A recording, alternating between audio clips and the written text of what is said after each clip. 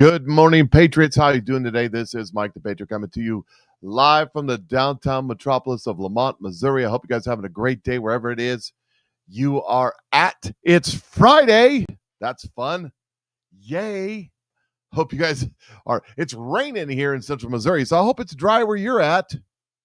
Anyways, it is a beautiful day, even when the rain is happening. I love this time of year when the temperatures get a little cooler, and I haven't really had my air or my heat on for weeks, so that makes my meter on my house not go like it's in warp drive like it has this summer. And of course, things are more expensive here in Missouri. They now have surge pricing. Yeah, they charge you more when you need it the most. So it's fair. It's fair. It's all good. Anyways, this is the day that the Lord has made, and I will rejoice and be glad in it. And the word of the day, as brought to us by Marine in the Woods, as given by the Lord, is John 8:31 through 47. That's John 8:31 through 47. Make sure you crack open the Bible, see what God has for you today, because God is good all the time, and all the time He is good. Somebody's saying no sound. Well, I think you're the only one. I don't see anybody else saying it. So try refreshing or hit the mute button or something. So it shows that I got sound. So I don't know. We'll see.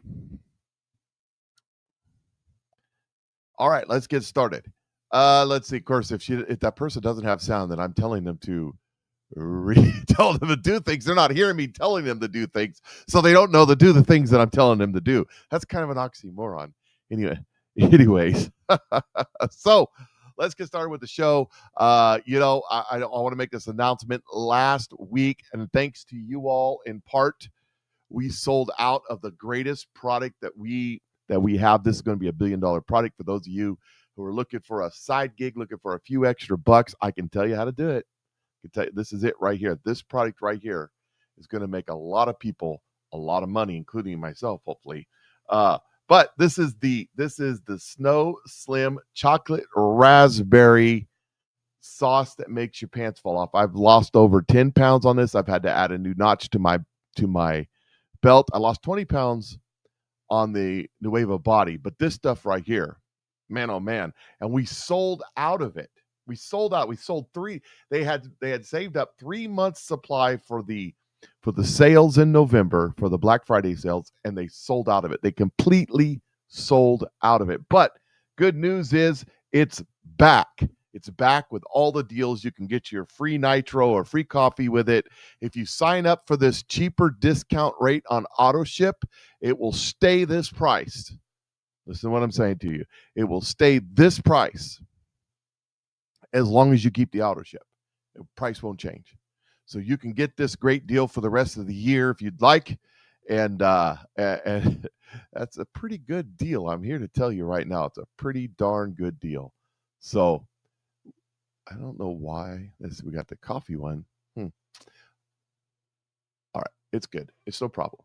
I was going to play a little commercial, but I can see the commercial. Charlie had the commercial on when I was on his show yesterday, but I don't have the commercial. That's weird. It doesn't matter. I did my commercial. We're good to go. Hey, support the Patriot Mike Show. Support the Patriot Mike Show. Hit the thumbs up button.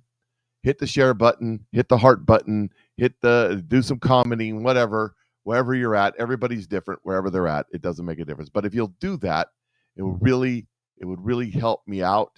And the other way that you can help me out is there's a little tip jar down there, and some people do and some people don't, and that's okay. Or you can send me a text message to 660-620-2644 or an email at PatriotMikeShow@gmail.com and ask about the products that we're selling that makes a difference for everybody. 2 products I absolutely am excited about is the Snow Slim and the collagen, the Snow Collagen, which is better than the other collagen I was selling. Have you had your collagen today? And if you haven't, why not? You should. You absolutely should. All right, let's get started with the show. We're going to start out with some zany stuff. This is legit. This is not Babylon Bee. Sometimes I start off with the Babylon Bee just because they're funny. But this is weird. Former aide to GOP Representative Van Drew charged with faking bizarre violent political attack. The Jesse Smollett of GOP's, a former aide to GOP New Jersey Congressman Jeff Van Drew, was charged with faking a bizarre political attack. 26-year-old Natalie Green, a co-conspirator, faked an elaborate attack and claimed three men, one armed with a gun, hogtied Green, sliced her body and face, and wrote "Trump whore" on her stomach. According to prosecutors, 26-year-old Natalie Green hired a body modification artist to deliberately cut lacerations on her face and body. Green was charged with one count of conspiracy to convey false statements and hoaxes, and one count of making false statements to federal law enforcement. She's facing up to 10 years in prison for the hoax. Per DOJ, late night on July 23rd, 25, Green's co-conspirator called 911, reported that she and Green had been attacked by three men when they were out walking on a trail in a nature preserve in Egg Harbor Township. The U.S. Attorney's Office for District of New Jersey said, according to the co-conspirator, during the attack, the men had called Green by name and had specifically referenced her employment with federal official number one, an official whose identity is known to the government. When law enforcement officers located Green, she was lying in a wooded area just off the trail with her hands and feet bound together with black zip ties. Green's shirt was pulled up over her head and was also tied with a zip tie. The DOJ said Green had numerous lacerations on her face, neck, upper chest, and shoulders. The words "Trump whore" were written on her stomach, and the words "Federal Official 1 is a racist" were written on her back. Green was crying and yelling that one of her alleged attackers had a gun. Green told police officers that one or more of the men who allegedly attacked her said he had a gun and threatened to shoot her. Green also said that one or more of the attackers had her held down and restrained her movement, cutting her and writing on her body. A couple days later, after receiving medical treatment for her lacerations, Green again described the alleged attack to law enforcement officers, including an agent with the Federal Bureau of Investigation. The DOJ said the investigation revealed that Green had not, in fact, been attacked by three men at gunpoint on July 23rd. Instead, Green had been paid a body modification sacrification artist, didn't know there was such a thing, but okay, to deliberately cut the lacerations on her face, neck, and chest and shoulders based on a pattern she had provided beforehand. Law enforcement officers recovered black zip ties in Green's car, and on the night of the attack, similar to the zip ties that had been used to bind Green's arms and feet. Also, the investigation revealed that the 2 days prior to the alleged attack, the cell phone of Green's co-conspirator had been used to search zip ties near me. The count of the conspiracy has a maximum penalty of 5 years imprisonment, $250,000 fine, and a term of 3 years of supervised release.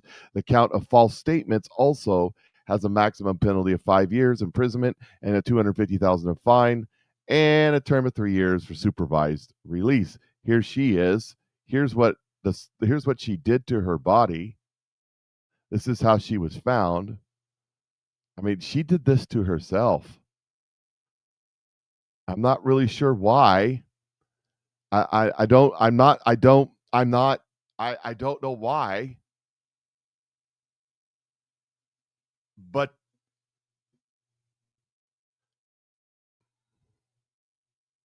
was this for publicity? What was the purpose of this? I don't know. She looks like a beautiful young lady. Now she's scarred up permanently and going to spend some time in prison. How wonderful is that? Anyways, and in other news, speaking of abusing oneself and selling oneself out, Dick Cheney passed away, and they had their funeral, their observance, their whatever it was. And our cameras were there, and we caught an interview with Mike Pence, and it went a little something like this.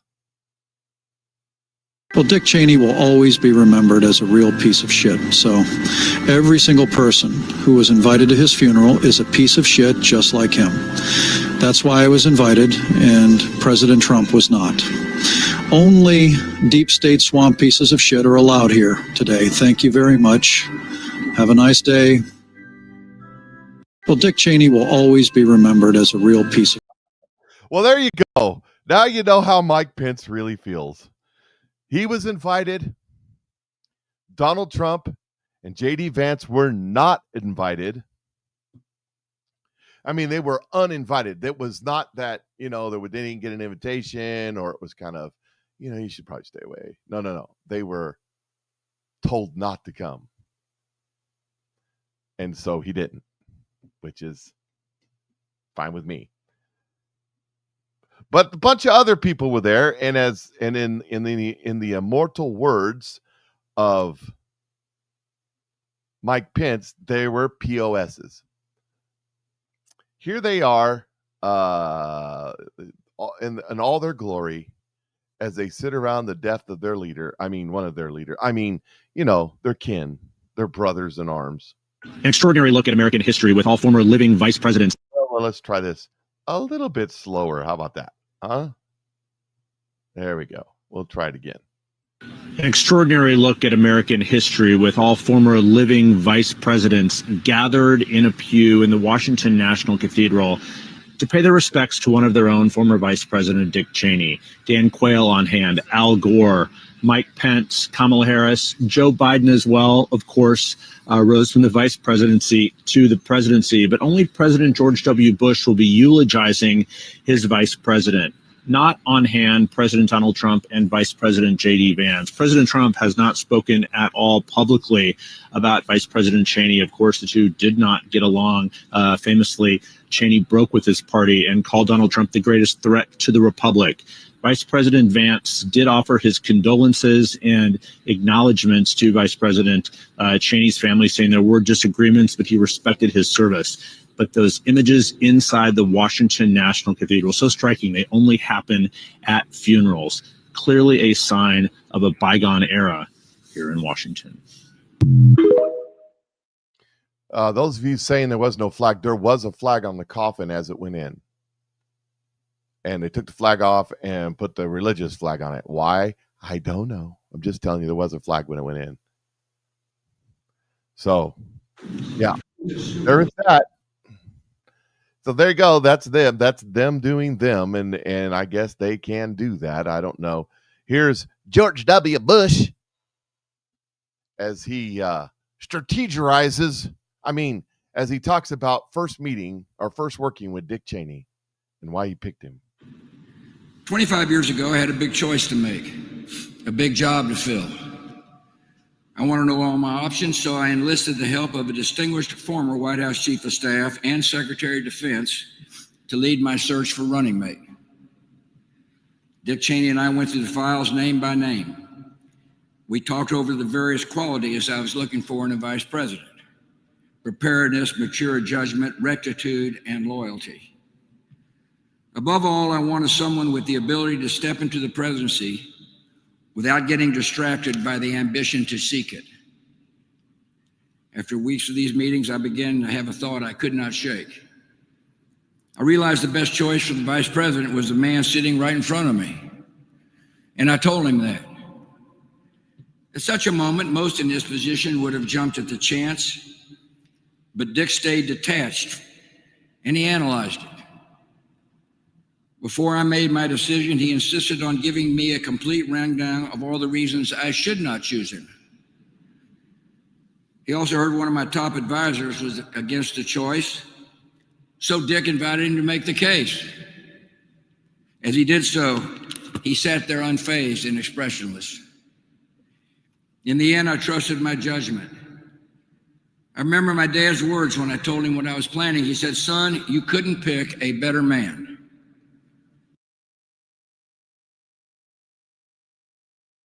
That's right, ladies and gentlemen.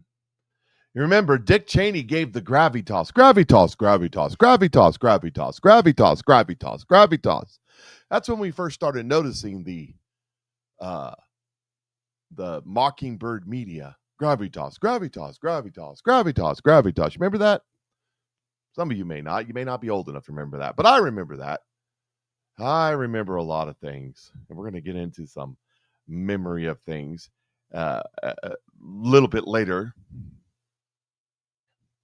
Here they are as they listen to music. Well, maybe if I add it to the stage. Here we go.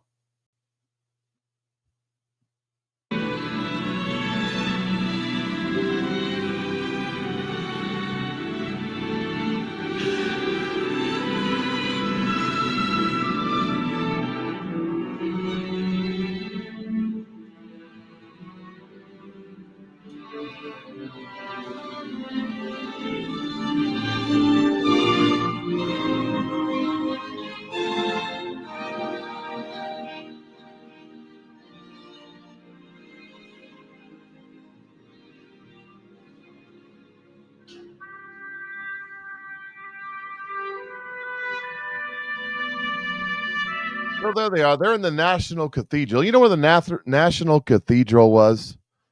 Do you know where? That's where when Donald Trump was inaugurated for the second time, he went over and sat down for a service at the National Cathedral, which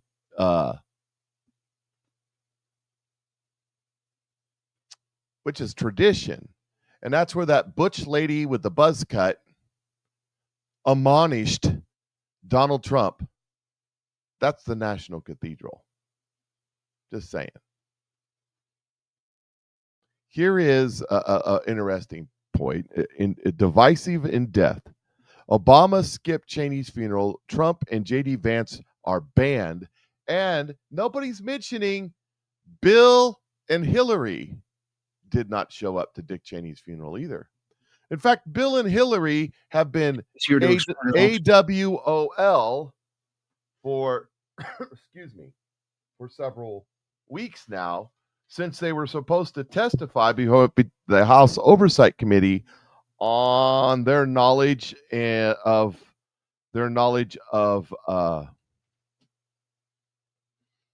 Epstein.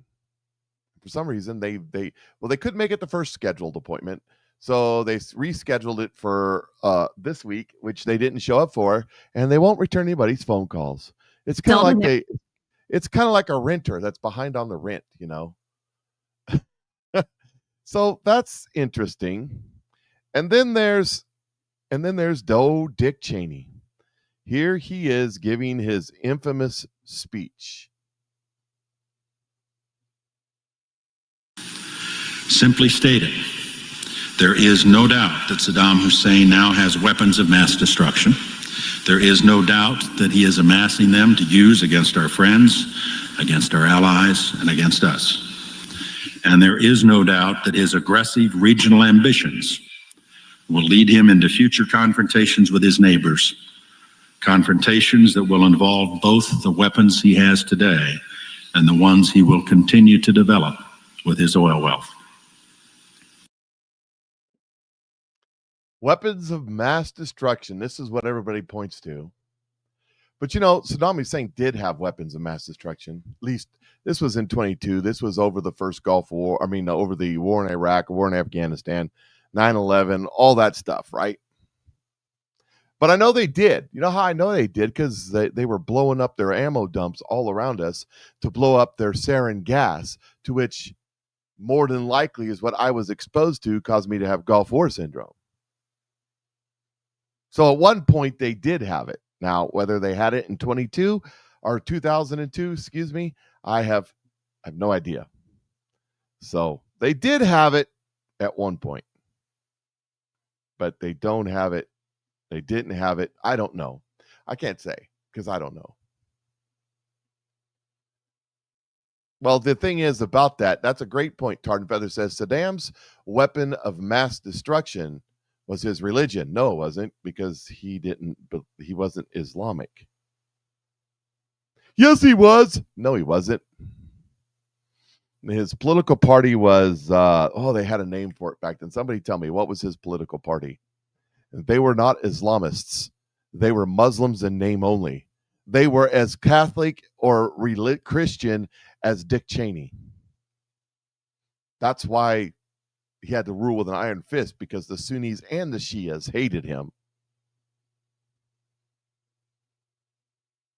Here's another story. We all heard El Quad. No, there was another name. Begin with a B. I cannot. Bath? Not bath like taking a bath, but like something along that lines. His crime was selling oil for gold. That's a possibility. That's definitely why they took out Gaddafi. So here, you remember Jasmine Crockett, King of the Wild Frontier, was reading names of the people that took money from Jeffrey Epstein on the House floor, and then it turned out that none of those people got it from Jeffrey Epstein. They got it from Dr. Jeffrey Epstein, neurosurgeon, a different guy. Well, he's come out in response.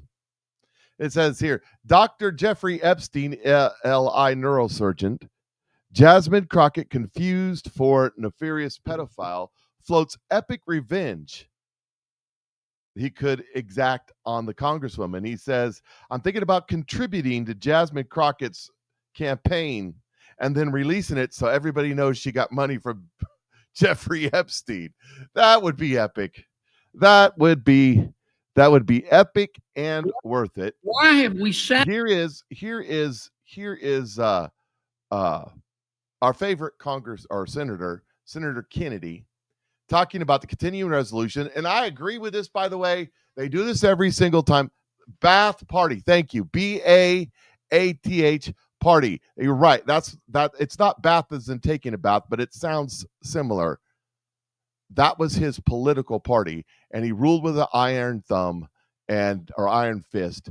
And he really didn't care about religion as long as you stayed out of his way and let him make his money. That's the truth about it.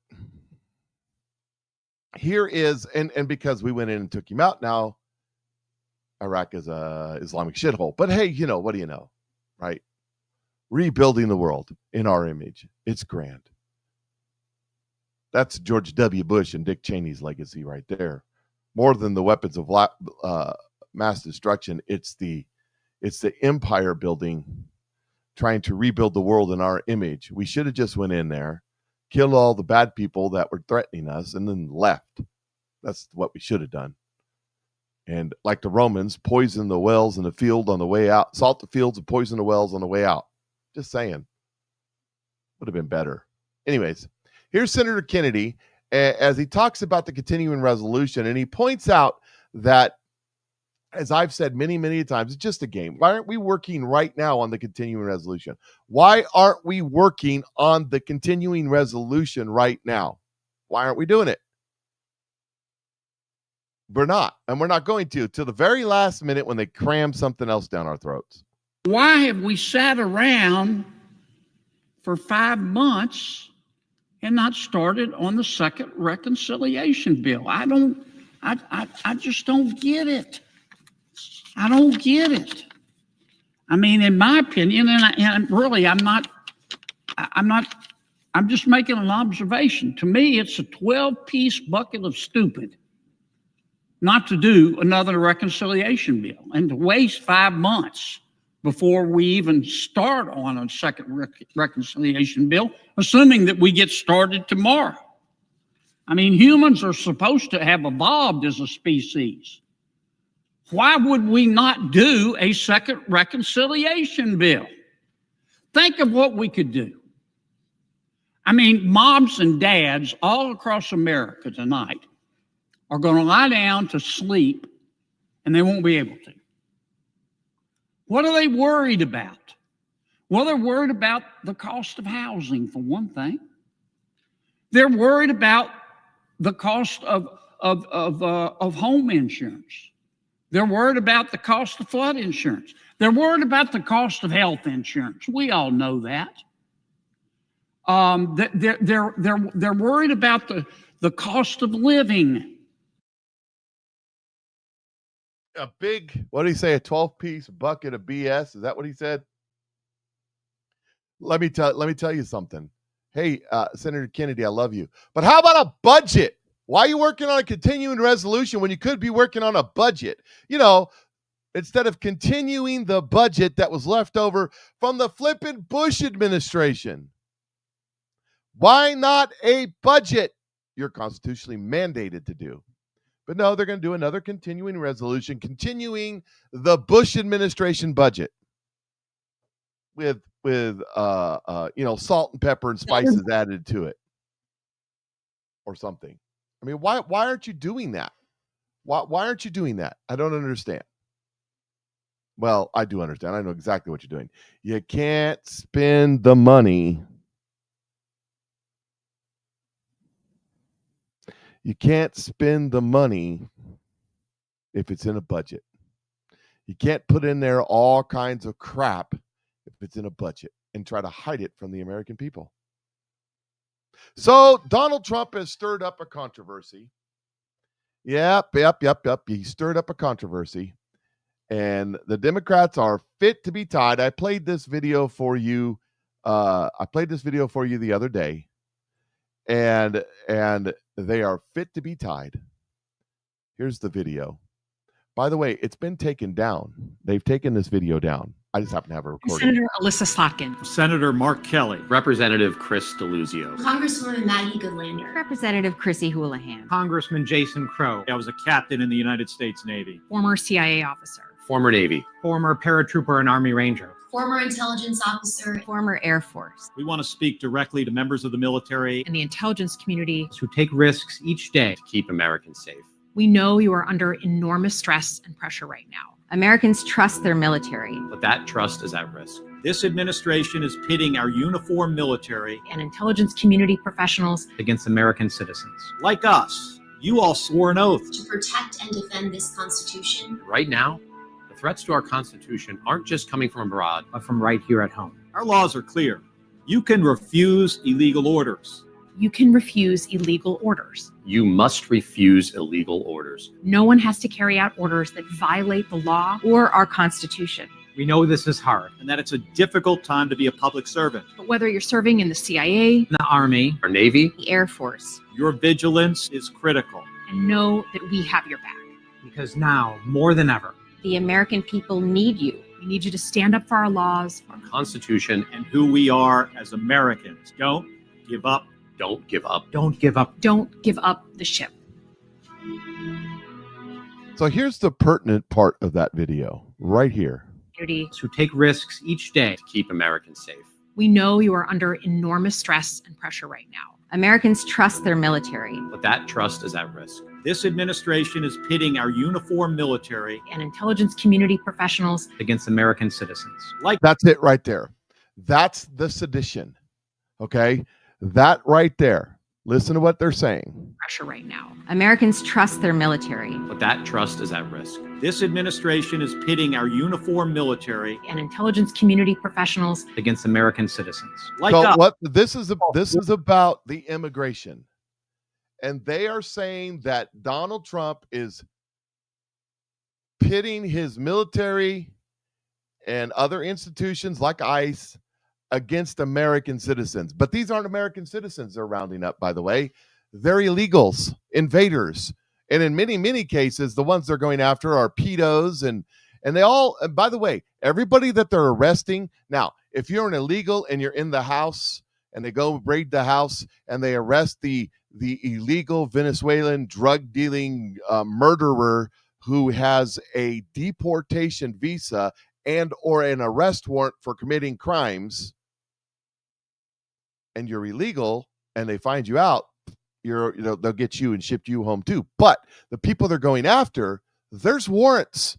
This is completely Totally 100% legal. What these people have said is that Donald Trump is committing crimes against American citizens. They're equating the people that they're arresting and deporting as American citizens when they are not, and they're asking our uniformed services to rise up and disobey a lawful order from the president to round up illegal aliens. Let me tell you something. They're not speaking to our military members. I want to make this clear. They're not speaking to our military members. Everybody in the military, everybody at the CIA, everybody in law enforcement knows what's going on here. And they're not going to put their neck on the line for these idiots. That's not who they're speaking to. They're speaking to the minion mindfuls of mush of Democrat radicals with their blue hair and their furry suits.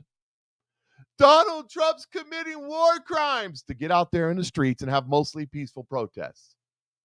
That's what they're doing. This is an active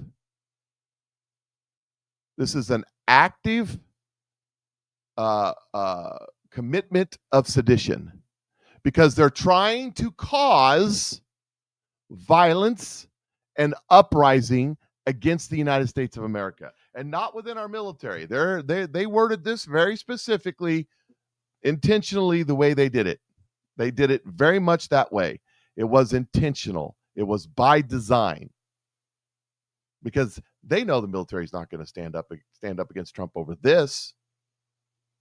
Heck, the military didn't stand up against Joe Biden when people's constitutional right to choice was infringed upon with an experimental drug. Surely not this. Donald Trump responds. Come on. There we go. Technology's great. Seditious behavior punishable by death. Now, is he calling for their death? No. Is he calling them seditious? Yes. It says, it's called seditious behavior at the highest level. Each of these traitors to our country should be arrested and put on trial. Their words cannot be allowed to stand. We won't have a country anymore. An example must be set, President Trump. This is really bad and dangerous to our country. It's dangerous to our democracy. Dangerous to our democracy. Dangerous to our democracy. Dangerous to our democracy. The words cannot be allowed to stand. Seditious behavior from traitors. Lock them up. And then other people responding to him.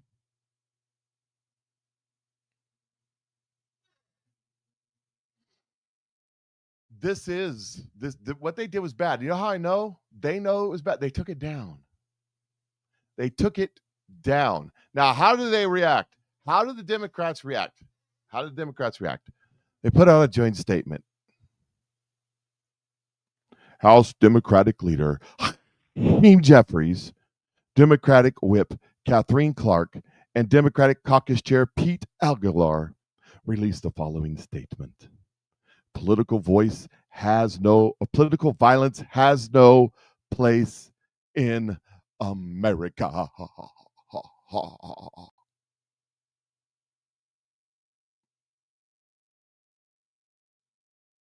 Do I need to play your side saying, if you see them in a restaurant or at a gasoline station, get in their face. Tell them you're not allowed here anymore. Do I have to play them say, Joe Biden, I want to take him behind the woodshed and beat his ass? Do I have to play that stuff? Do I have to play that? Punch him in the nose. Do I have to play that? Political violence? Your side tried to assassinate Trump. Twice. And that's what they're pushing for again, to get their crazies riled up. But I digress.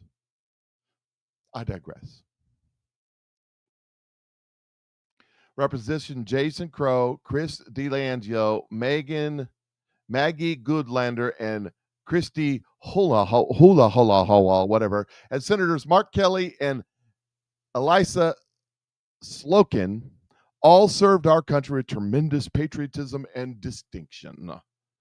We unequivocally condemn Donald Trump's, should be President Donald Trump, by the way, disgusting and dangerous death threats against members of Congress, and a call on House Republicans to forcibly do the same. Donald Trump incited violent attack, as he did. Oh my gosh. I don't know if I can finish this. It's so bad. Oh my gosh. Donald Trump incited violent attack on the Capitol on January 6th as part of his treacherous attempt to overturn the results of the 2020 presidential election. The president's violent, unhinged rhetoric against American patriots.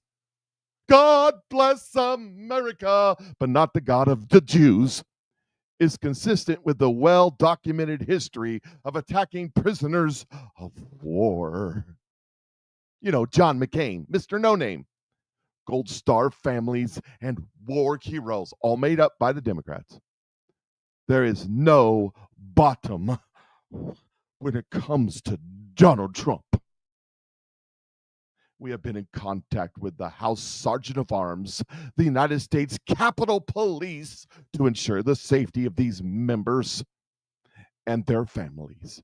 Donald Trump must immediately delete these unhinged social media posts and recant his violent rhetoric before he gets someone killed.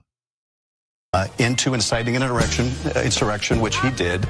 They said he participated in an insurrection, and I have to, insurrection, sorry.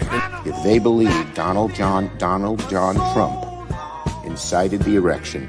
Let's talk about the fact that President Trump incited an erection, and maybe that too. Who has been impeached for inciting the insurrection at the U.S. Capitol.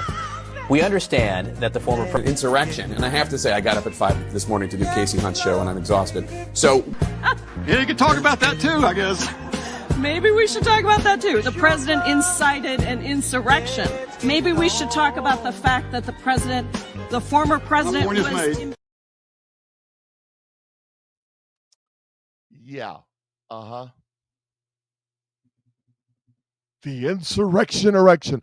Oh, it's been disproven 1,000 times over.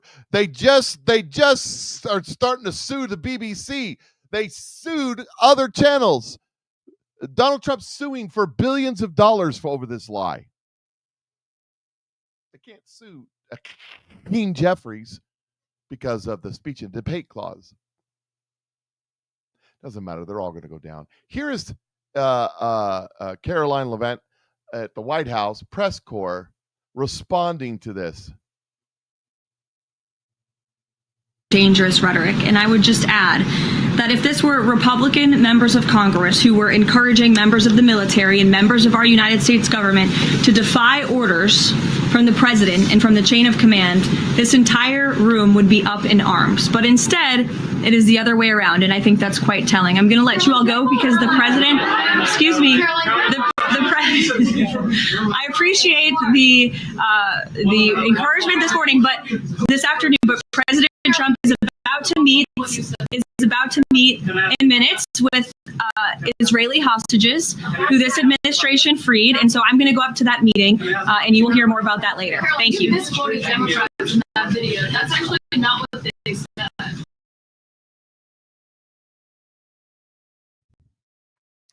Yeah, the media doesn't like it at all. They're taking the other side, but it is what it is. Who cares? Who cares? Here is let's see. I got to get to it here real quick. It's Chucky Schumer's response.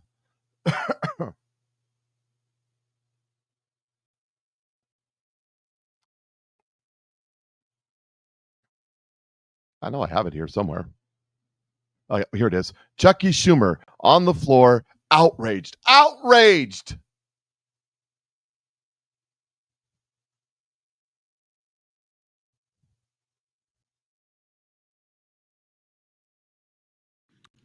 Mr. President,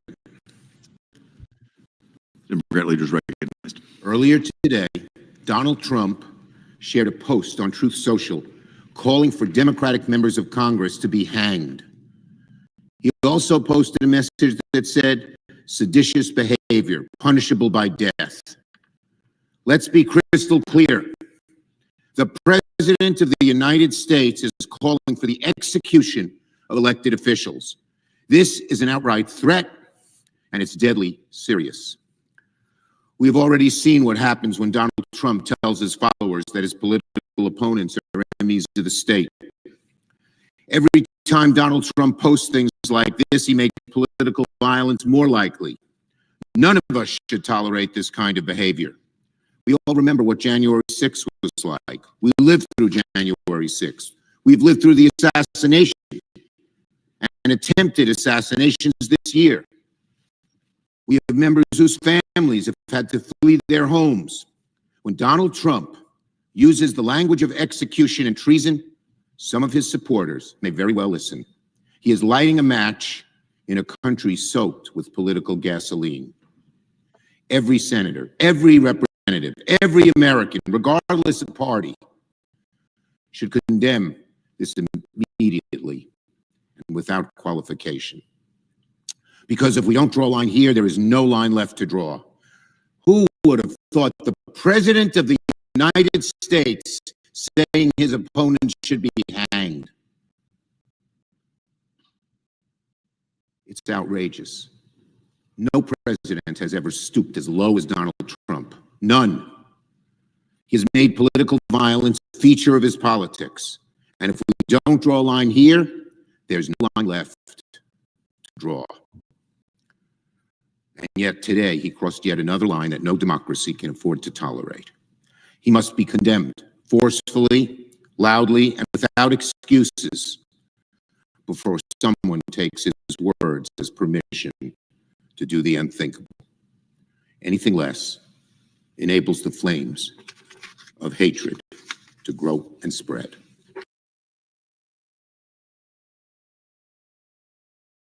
Oh, it's a terrible thing, a terrible thing. But you listen to the rhetoric that's come from these people for the last 10 years. They call Donald Trump Hitler.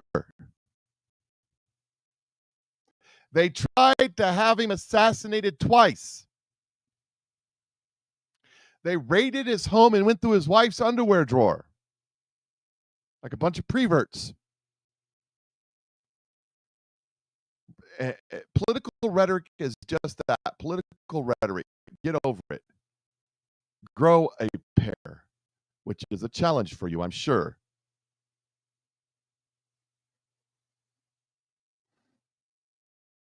Here is Senator Elsa Slotkin. Here's her response. Mind you, they are so proud of their video calling on the military to disobey the President of the United States of America, accusing the President and his administration of using the military to attack American citizens. They took that video down. Remember that. I'm Senator Alyssa Slotkin, Senator from Michigan, former CIA officer. Earlier today, President Trump threatened myself and a number of other service and veteran lawmakers with arrest, trial, and death because he didn't agree with the video we put out this week. This really isn't about those of us who made the video. This is about who we are as Americans and how we're going to engage with people who we disagree with. I would hope that people of all backgrounds, Democrat, Republican, by accusing your opponent of using the military to attack American citizens, which you know, I know, and the American people know are nothing but a bold-faced lie because illegal immigrants are not American citizens, but they are Democratic voters. Independent would agree that threatening death for people you disagree with is beyond the pale of who we are as Americans. I love this country. It has given me everything, everything. And I refuse to believe that this is the new normal. I refuse to believe that we're going to use fear and intimidation against people we disagree with. And I'm not going to be forced away from speaking up on behalf of my country. I swore an oath to the Constitution many times, most recently less than a year ago as a senator. Yes, we know. And you use it for toilet paper all the time. To the Constitution, not to any one man, not to any one president. And I abide by that oath. For me, I believe in the power of this country and that we are better than our current politics represent. I refuse to be intimidated out of defense. She refused to be intimidated, but she took down the video. I mean, you did take down the video, so why'd you take it down? If you stand behind it, why'd you take it? Why'd you take it down?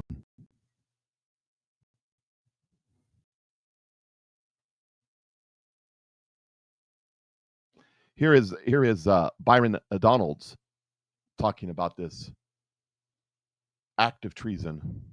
What is this story? You've got this Senator Slotkin of Michigan and other Democrats with ads telling men and women of the military services to disobey their orders. Am I hearing this right? Is this America? I don't understand it, Byron. Larry, this is crazy. The Democrats are now fomenting an insurrection of military personnel, of our intelligence apparatus against the duly elected commander-in-chief of the United States of America, Donald Trump. And why are they doing this? Because they have no answers on the core questions from your last panel on affordability, on energy, on how you're going to make the American people's lives better, more affordable, and allow the American dream to thrive and prosper. So now they're looking to have military officials not follow orders. This is nuts. But what do we expect from a Democrat Party that has no ideas, does not have the pulse of what's going on in our country and ways to fix it? They now want to create an insurrection against the commander-in-chief. Despicable, crazy, but at this point, the circus at Washington, D.C. is, why would we be surprised? I mean, they've done everything else. Everything but all-out insurgency. They've done everything else against this president that could be done. I'm Senator Alyssa. Everything. So what do you expect? I mean, what do you expect?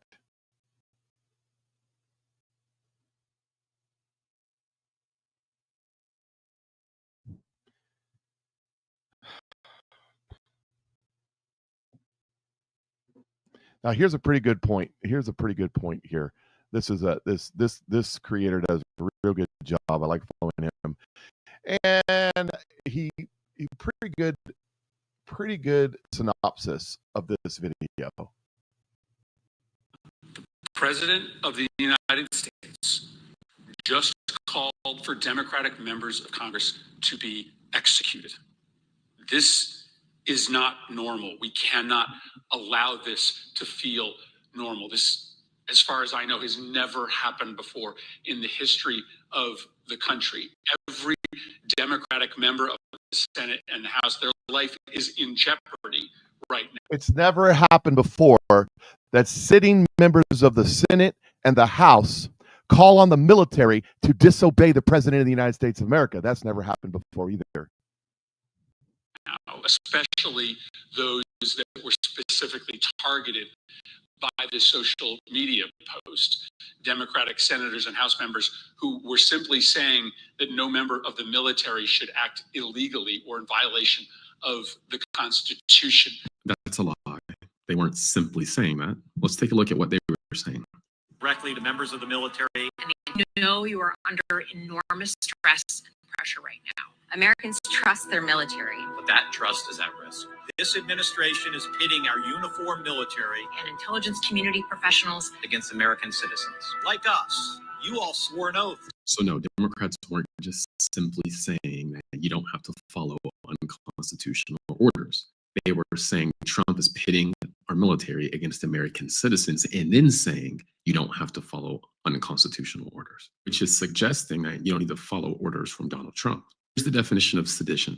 Actions, speech, or writings intended to stir up resistance, rebellion, or insurrection against against a lawful government or its authority. There's a strong argument to be made. Let me just before he gets there, I just want to add my own commentary. Let him read that again. Against American citizens, and then saying you don't have to follow unconstitutional orders, which is suggesting that you don't need to follow orders from Donald Trump. Here's the definition of sedition: actions, speech, or writings intended to stir up resistance, rebellion, or insurrection against a lawful government or its authority. Okay. When they said what they said, they were not talking to the military. They were talking to their minions in the street. They were talking to the college professors. They were talking to the college students, minds full of mush, that say that Donald Trump's an insurrectionist. Donald Trump's an insurrectionist, to go out and rape, pillage, and loot in the street to cause an insurrection. That is the definition of sedition, what they did. Will they be charged with it? No, probably not. Probably not.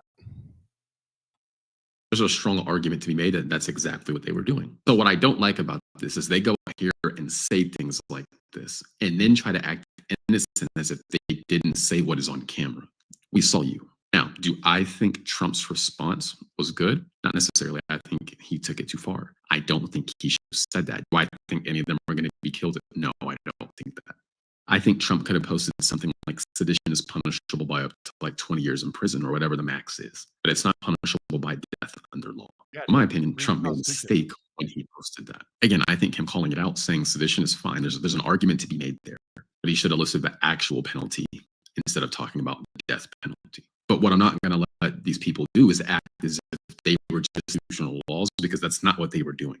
They were saying Trump is pitting the American military against American citizens, which generally speaking, that is unconstitutional. And then they were saying you don't have to follow unconstitutional orders. Again, directly trying to undermine Trump. They didn't specifically list what he was doing that was unconstitutional. They're just trying to undermine him and they're members of Congress. Yeah, they're trying to have no accountability and trying to get Trump to take all the accountability. And in reality, both sides need to be taking accountability. Anyway, that's all I got for now. Just a reminder, I have a free email newsletter where I give you morning updates. The link is in my profile. Just go there, drop your email in, hit subscribe, and you'll be good to go. Yep. I mean, I agree with him for the most part. I have a little bit of disagreement because the Constitution, there's one crime in the Constitution and there's one penalty in the Constitution. But, you know, who cares about the Constitution? That's written. That's a bunch of words written by a bunch of old slave owners.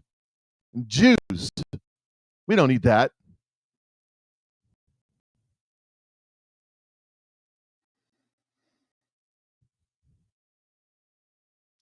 Mike says, Insurrection Act suspend habeas corpus. Did you know that Abraham Lincoln, under the when he suspended habeas corpus under the Insurrection Act, or I don't know they had it at the time, as I think that came after the Civil War, but when he was president, he suspended habeas corpus and deported his political enemies, American citizens, rounded it up and shipped them overseas.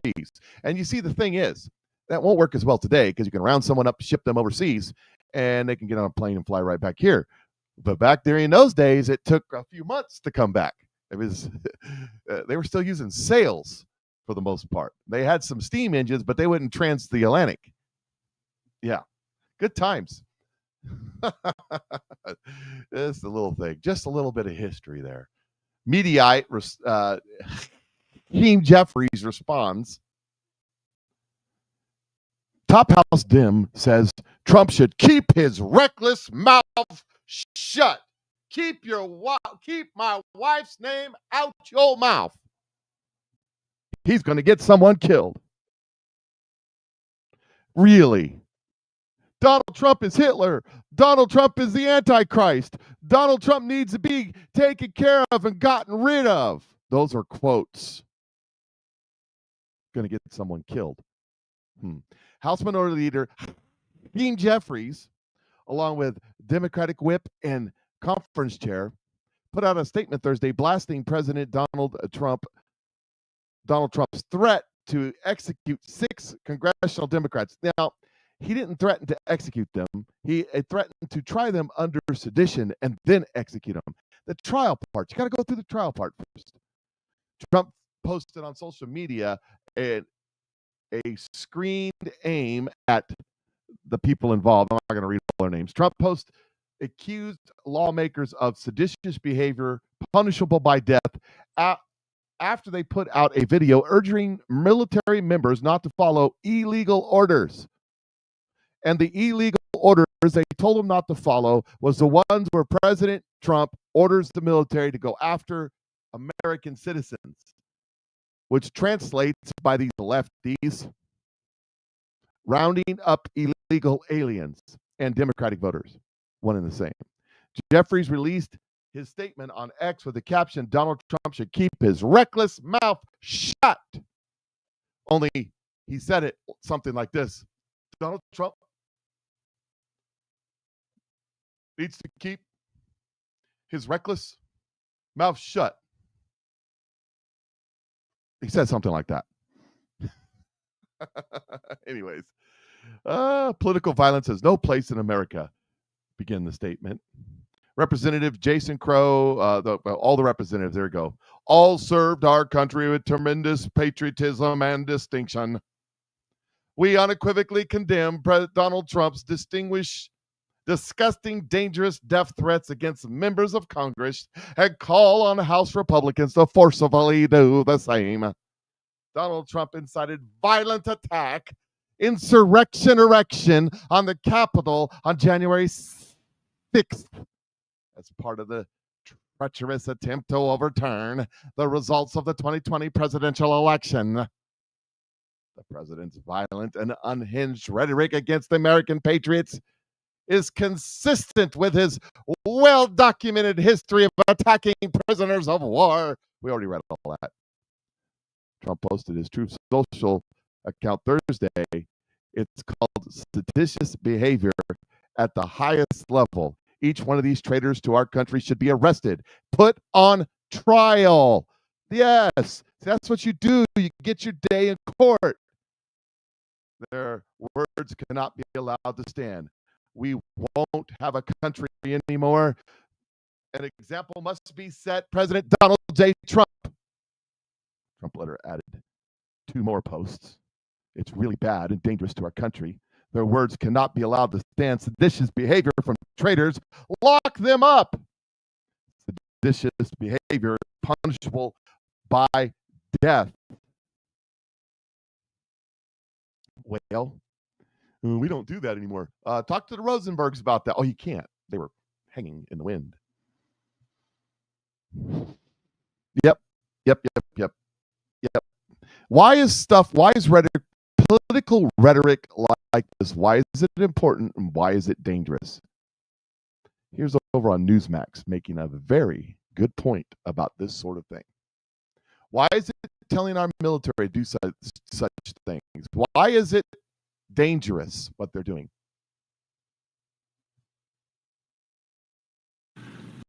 Military is not pawns. We're not in some game. This is deeply personal to me. This is the story of my platoon that got stuck. I mean, we got stuck in the middle of a political game just like this. Almost got us killed, thrown in the brig, facing charges. At one point, the U.S. military considered turning us over, U.S. soldiers, over to the Iraqi court system so they could prosecute us where we'd likely be hung ourselves. Oh, you didn't hear about this story. Hold my beer. It's in this book. This is the story of how stupid political clickbait videos like Slotkins have real consequences. You remember this guy from the movie American Sniper? This guy right here that was going around drilling holes in children's faces. In 2009, my platoon caught that guy in real life, the Butcher of Fallujah. He was also the man responsible for hanging 4 American contractors, one of which was a SEAL brother of mine, whose body was lit on fire, dangling from a bridge by his neck. My team caught that guy. We were authorized to use lethal force, and we exercised restraint to bring him back alive for the betterment of the mission, because we were one part, and we did it at great risk to ourselves. And because of orders, so he could be questioned by the CIA and save more lives. Imagine if we had violated that order. After all, we knew he killed one of our own, and he had a gun when we apprehended him. So honestly, like, Democrats, don't ever lecture me and my people on restraint and decorum. And when we brought him back, the same people who sent us on that mission, they turned around and court-martialed us for abusing him in custody, which we clearly did not do, which was proven by our full acquittals almost immediately in a courtroom, all because politicians wanted to have the talking point that they stood with the Iraqi people over their own soldiers. And the generals, whose promotions need to be approved by the Senate, people by like Mark Kelly and Alyssa Slotkin, they bent the knee and they sacrificed me and my team at the altar of their political correctness. And you know what it did? It made every soldier in Iraq and Afghanistan second guess everything. Hesitate to prosecute that IED. How many people did that kill? Apprehending terrorists, or even pulling the trigger when they needed to. Hesitated for their own safety in a courtroom that might not come. Stuff like this gets people killed. It creates stupid rules of engagement, some of which killed my friends personally, because they want to play political grandstand games with no intention of ever backing the soldier up when he does the bidding that they subtly encouraged. This is why people hate politicians. They pop off like there's some moral authority without listening to a single specific thing that Trump has done illegally. You see, these things have we just wanted to point out what the evils that Donald Trump is doing and challenge the soldiers to do the right thing, according to us. They have consequences. In the military, politics gets people killed. It has consequences. You know, I listen to audibles when I'm out mowing the grass or doing the yard work or other things where, you know, otherwise my mind is not occupied, but my body is. I listen to audibles.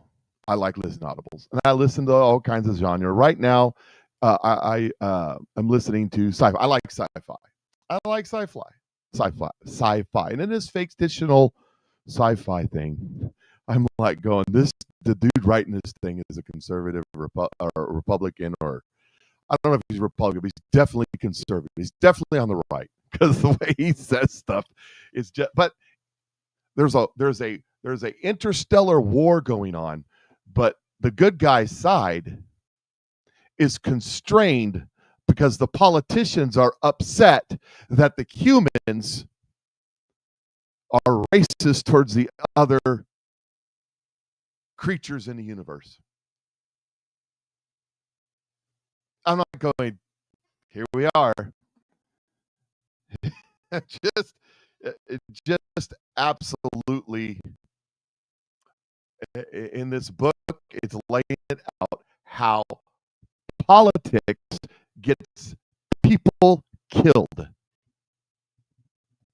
Politicians need to stay the heck out of war fighting. They need to set the objective and let the war fighters do the war fighting. And they also can't be out here telling our soldiers, airmen, our Navy, you know, they didn't mention Marines. Just something that the Marines were not included in this, to rise up against the sitting president of the United States of America. By the way, I'll say it again, they weren't talking to them. You know, they're talking to them. They were talking to their minions, who are now going to go around and say, see, Donald Trump's an insurrectionist. See, Donald Trump wants to kill our politicians. See. And it's all a bunch of malarkey. It's all set up, subterfuge, BS, mumbo jumbo that absolutely does not mean anything. You know, like Nancy Pelosi here. After a couple of good glasses of scotch, she came out to tell her point of view. I think this is an older video, though, but it's still good. Just to that point in the previous question, Donald Trump is the worst president of the United States for America's children.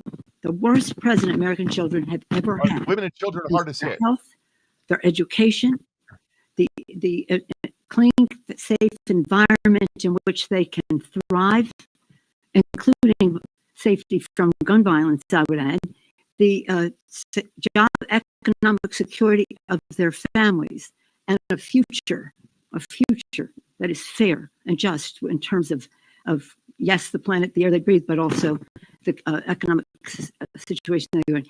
And he is giving them as a gift a $600 billion increase in the national debt for them to pay off.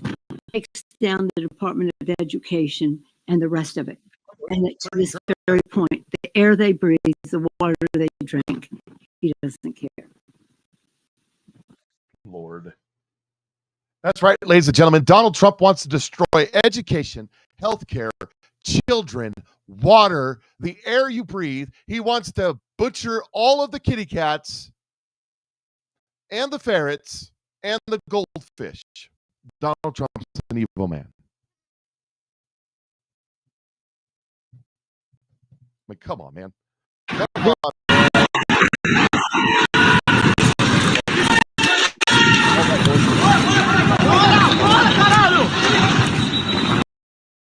That's a fire at the Comp 30 climate control down in Brazil, climate change summit, whatever, down in Brazil, where they bulldozed old growth forest to build a runway for the elite to land their jets on.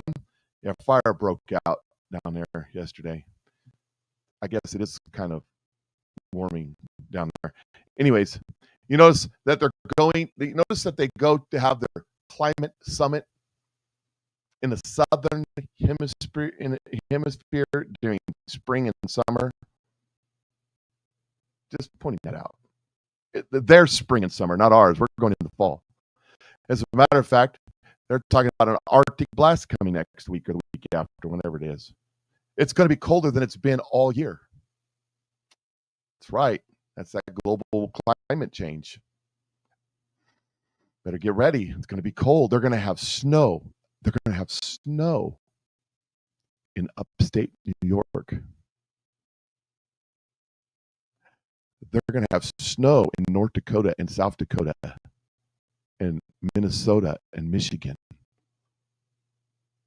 I'm shocked.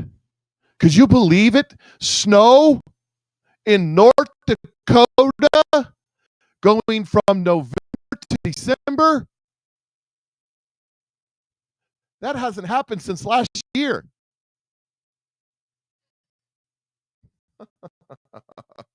You know, when it's snowing on the U.S. Virgin Islands in July, then we can talk about global climate change. I'm just saying.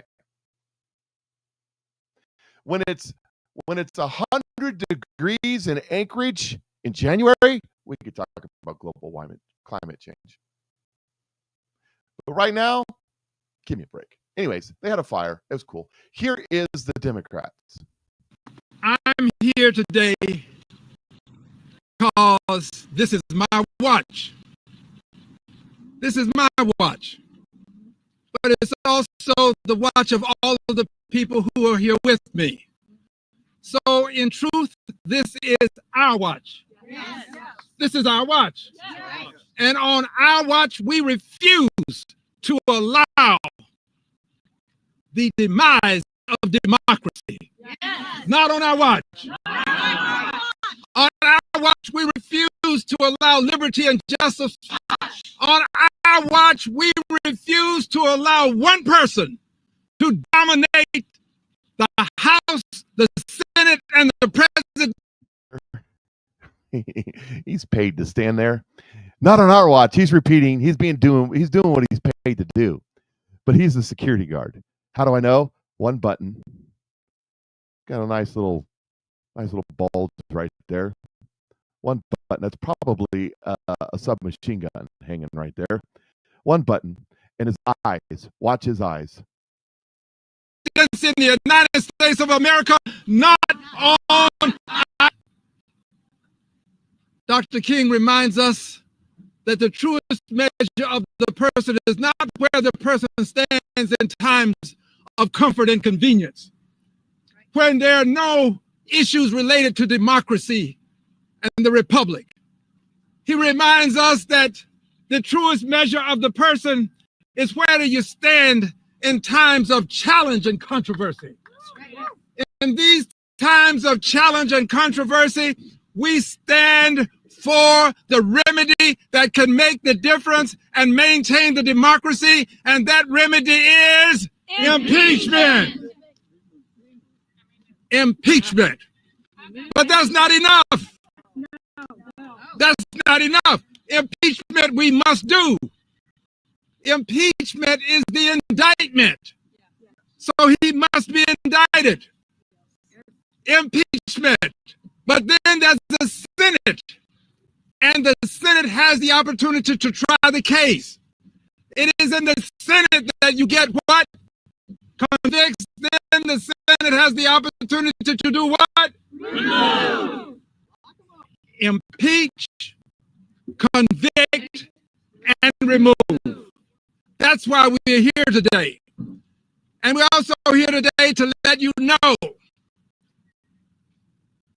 that on Saturday, blah, blah, blah, blah, blah, blah, blah, blah, blah, blah. They're having a big protest on Saturday again. Woo-hoo. Come on, man.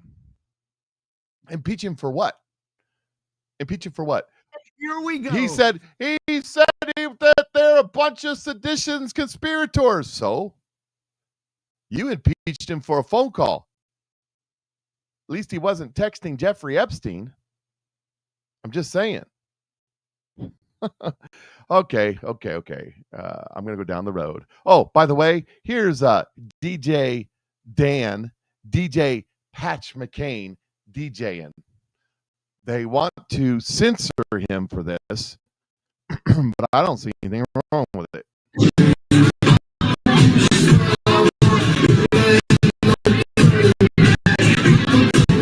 A lot wrong with it. I don't see illegal.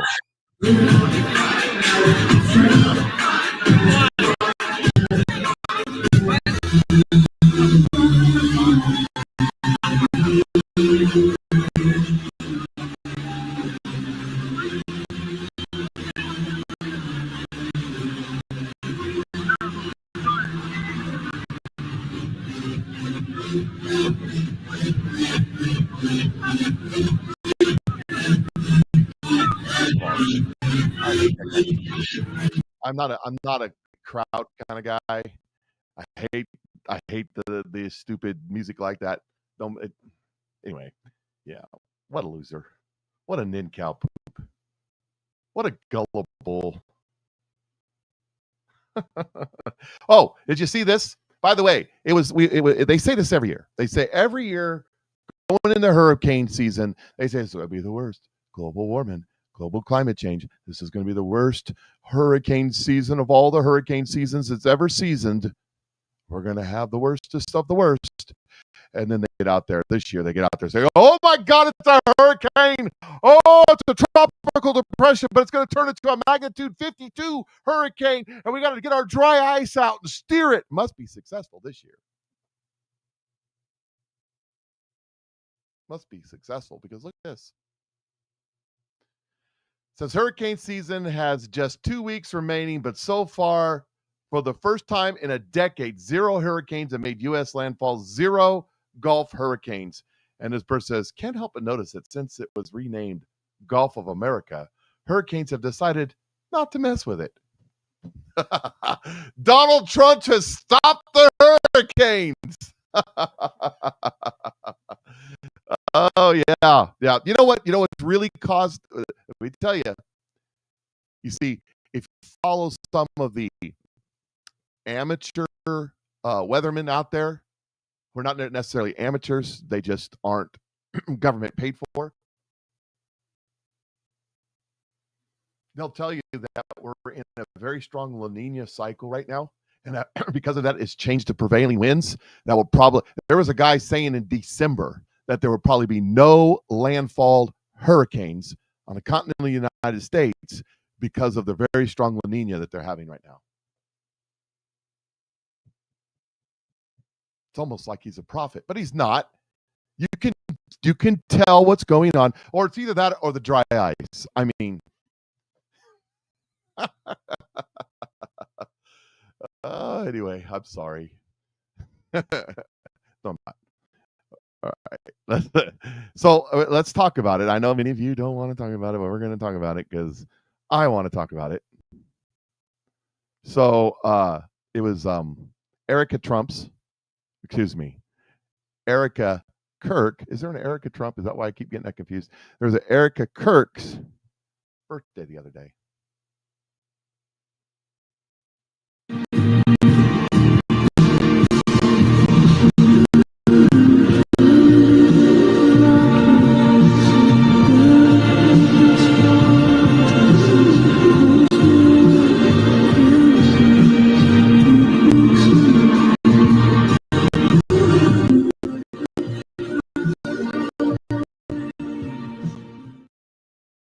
And you should have seen the vile hatred on that post. It was horrible. It was. Trump's not into kids. It was horrible. Now, I told you that Candace Owens was never MAGA, never Trump before it was cool. Here's just a few videos of Candace Owens. Trump's not into kids, right? Mm-hmm. So the nature of the emails, was he at a party when people should just think about that. People say, oh, they exchange, like he was on his plane, never on the island, but like was on the plane, was at a party. If you were at a party, you live in Miami, if you were at a party, the idea that somebody could be at any club that you were at or any party that you were at has somebody that's underage and looks like she could be 18 and that doesn't really track to me as any evidence of anything other than the fact that he was at a party once and Jeffrey Epstein was very clearly running a sophisticated network and a blackmail ring. So I don't think that whatever they have on Epstein with Trump and Epstein is going to implicate Trump in any of that stuff. Yeah. And I've been around him.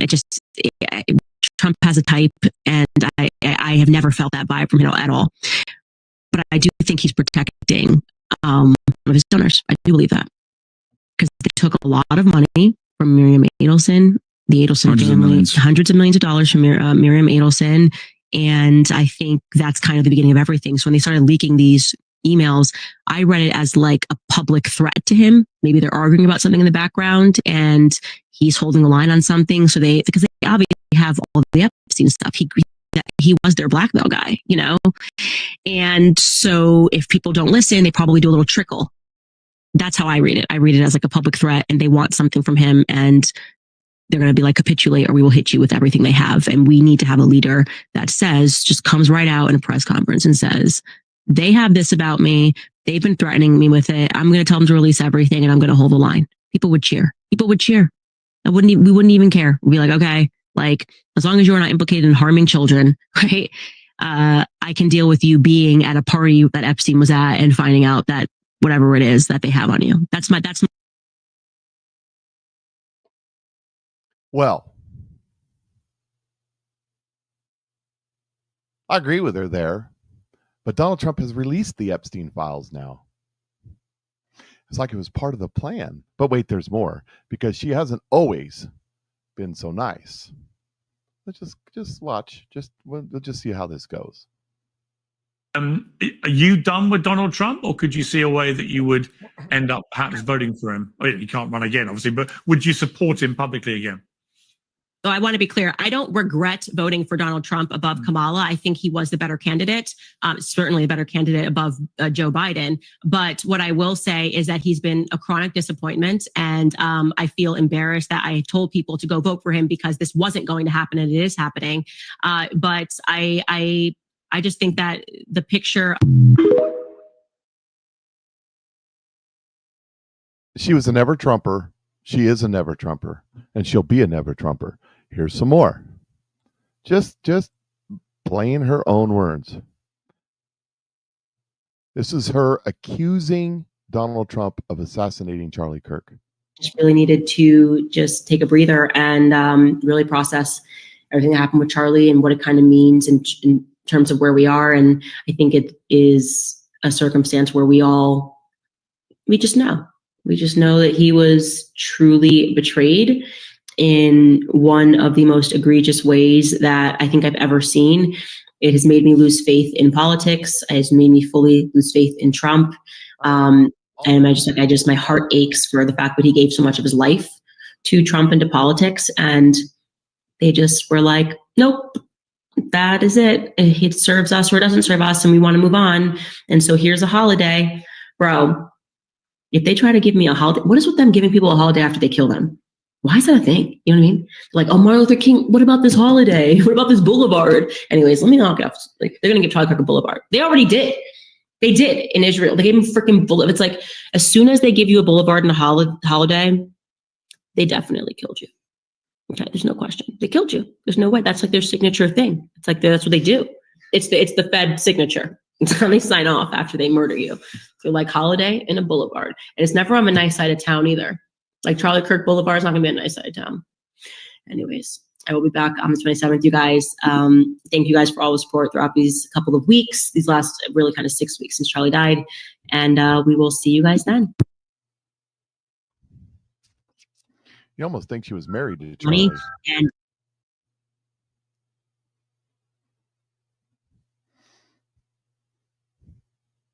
Trump loves money, and it looks like he has sold his soul for money. That's the reality. And they're not going to convince me that I have to support an administration that wants to gaslight me about a person who harmed children. Okay, not going to happen. Trump loves money, and he's sold out for money.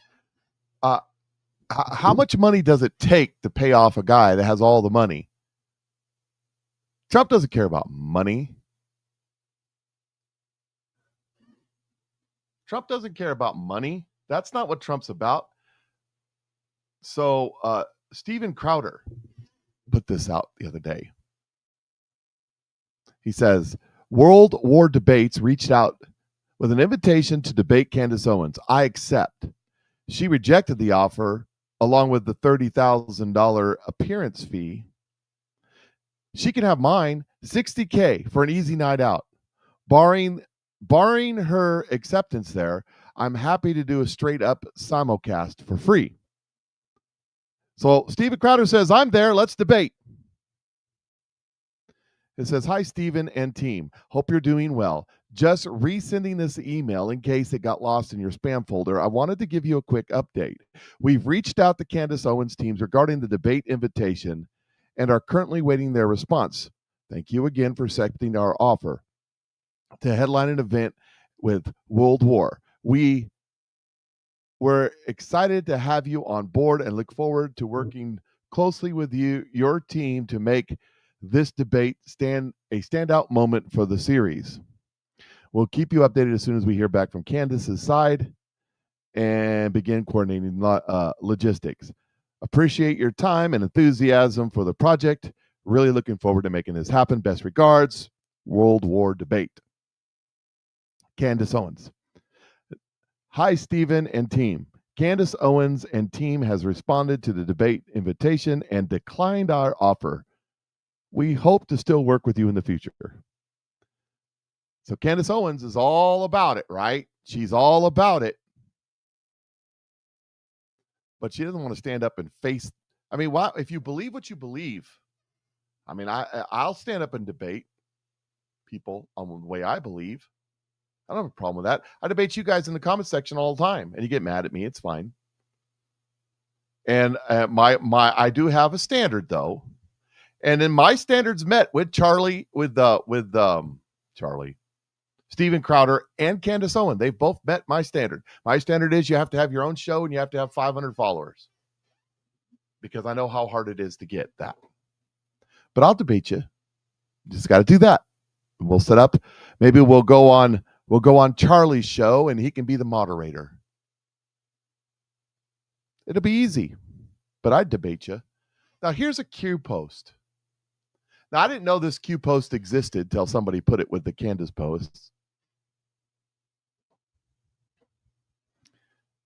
But I've been preaching to you for a while now not to trust these influencers, not to trust any of them, to challenge what they say, to think for yourself. There's a term in this post that is right exactly what I've been saying. Think for yourself.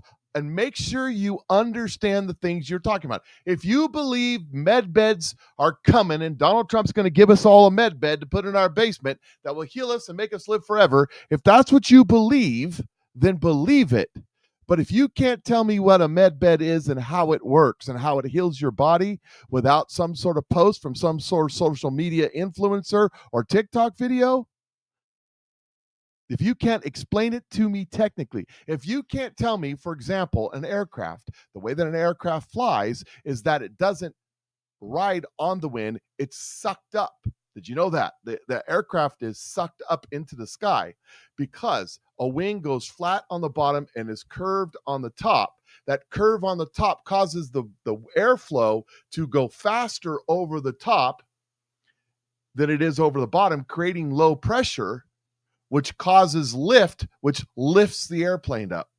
See, I can explain to you how an airplane works, just like that. And that's rudimentary. There's more to it than that, but that's how an airplane works. Unless you're flying in an F-15, that's a whole nother story. But if you've seen the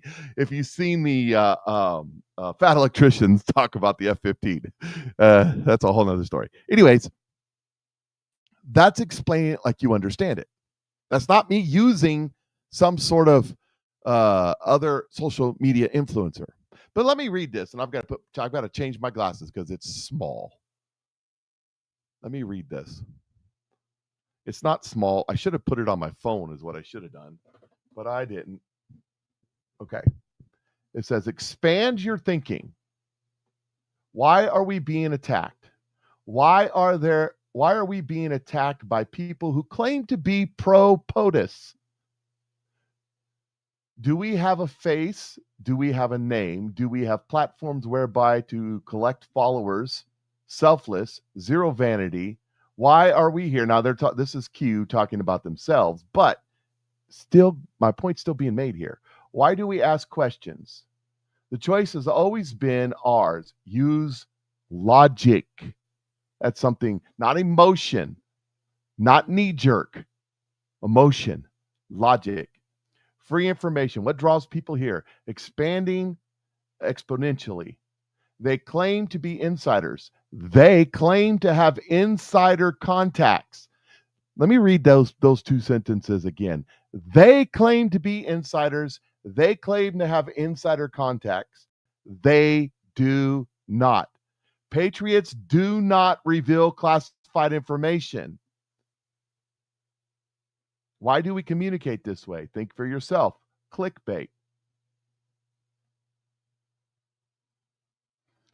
We are a threat to profiteering. Information should flow freely without costs. Now, do I have paywall up? Yep. But I give out most of the information on this show for free. And those that want to contribute can. Now, those who want to buy my product can. There's a difference between that. Between selling Trump coins and Trump cards. Between selling, that guy that was just busted, selling pre-subscriptions, the med beds.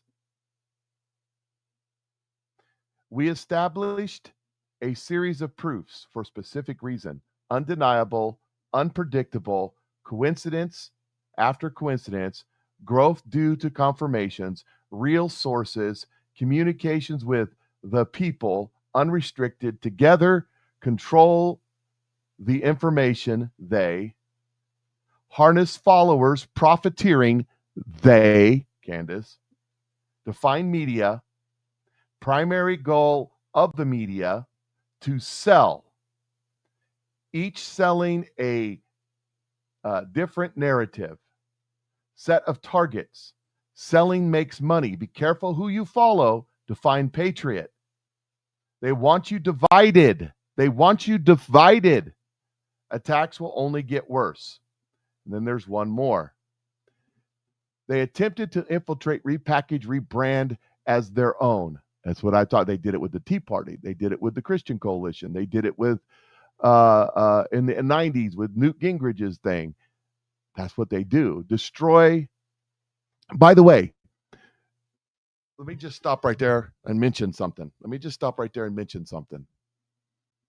Newt Gingrich revolution, Remember, Bill Clinton became president. Newt Gingrich took over. The Republicans took over to Speaker of the House with a contract with America. You remember that? And they had a wave of freshman politicians come in, and they took over the House. Do you remember that? Some of you don't. You're not old enough to remember. This would have been 93, 94, 90, 94, maybe it's 96. I don't remember when it was. I think it was 94. Do you know who came in that wave? People like Mitch McConnell, McCarthy,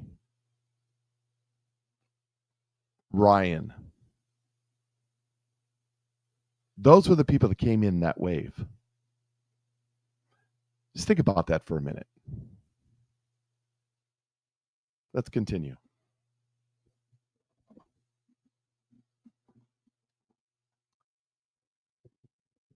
Attempt to infiltrate, repackage, rebrand as their own. Profit vehicle. Destroy through misinformation. Absorb the confused. Hello. Reroute traffic to their platforms. Action was needed. Prevent false decodes information. That's where I've been saying it isn't Q that got things wrong. It was the Anons interpreting or lying or creating false these people putting all that stuff out. 99.9% of them are BS artists. Kill targeted infection prior to expansion. Simple, non-direct statements made. Be careful who you follow. Some are profiting off this movement. Candace Owens, #1 podcast right now. Message sent, message received. Those guilty immediately react predictably. Those guilty of being who he's talking about here, of rebranding themselves and creating platforms that cause dissension and confusion and getting paid a lot of money to it, react predictably. Timetable accelerate misinformation attack. Exposed. Attempts to divide. We responded. House cleaning. Heal core.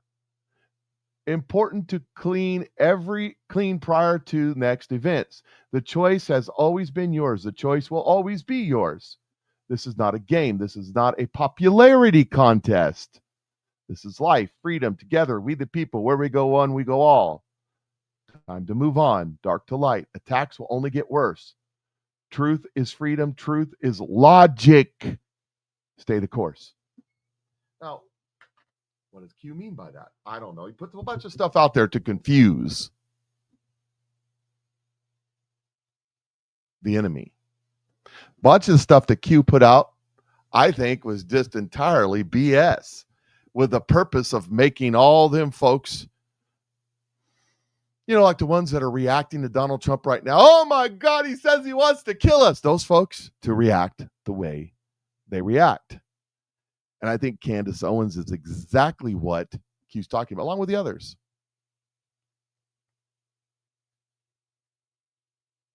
Now, let's see here. Did I just read that one? Here is you. So Candace Owens is conspiracy. She's been everywhere, all over the place with her conspiracy on Charlie Kirk. It was the Jews. It was the Trump administration. It was the deep state. It was the Egyptians. It was people within Turning Point USA. It was Erica. She's all over the place, right? One thing she has not talked about was the guy that they got. It's the one thing they haven't talked about. And the one thing she hasn't talked about is where I pointed out the other day,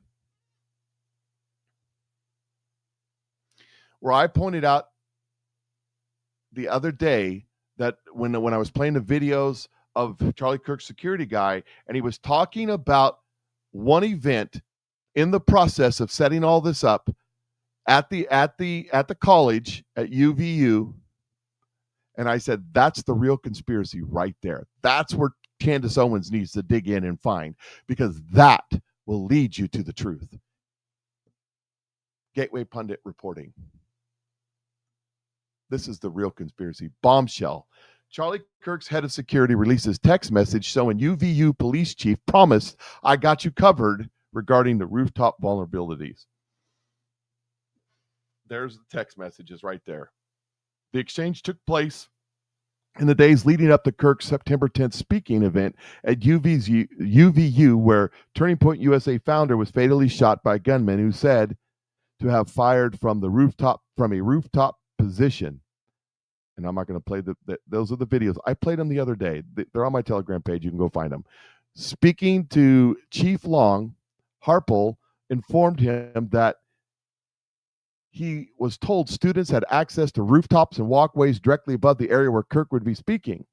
When asked if he wanted access to the roof, Harpel replied that it would be idea to either lock it down or allow one of his own men to post up there.